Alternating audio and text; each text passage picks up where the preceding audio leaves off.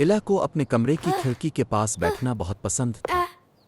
वो दीवारों पर खेलती हुई धूप को गौर से देखती रहती। दूसरे बच्चे शोर वाले खेल खेलते थे, मगर इला को खामोश लम्हे अच्छे लगते थे। वो मानती थी कि छोटी चीज़ों के भी बड़े मतलब होते हैं। हर रोज़ इला अपना गुलाबी बैग उठाकर स्कूल जाती थी। इस बैग में किताबें थीं, एक पेंसिल थी और एक छोटा सा शीशे का जार खाली था, मगर इला इसे किसी खजाने की तरह संभाल कर रखती थी। स्कूल में इला नर्म दिल थी, मगर कम बोलती थी। कुछ बच्चे इसे देखे बगैर ही आगे बढ़ जाते और कभी कभी इसका दिल भारी हो जाता।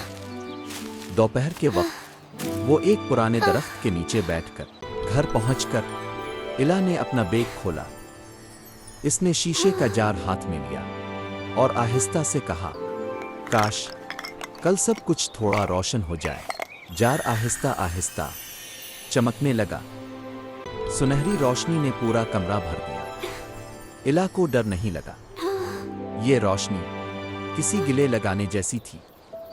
फिर एक नर्म आवाज आई, ये रोशनी तब बढ़ती है जब तुम मेहरबानी बांटती हो।